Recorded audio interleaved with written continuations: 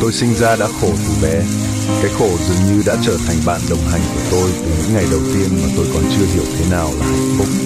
Lớn lên trong thiếu thốn, tôi không có quyền lựa chọn cho mình một cuộc đời dễ dàng hơn. Nhưng cũng chính vì thế, tôi học được cách chịu đựng, cách đứng lên sau những lần vấp ngã. Cái nghèo, cái khổ không làm tôi gục ngã hay oán trách số phận, mà ngược lại, nó dạy tôi phải cố gắng, phải bươn trải từng ngày để đổi lấy một chút niềm vui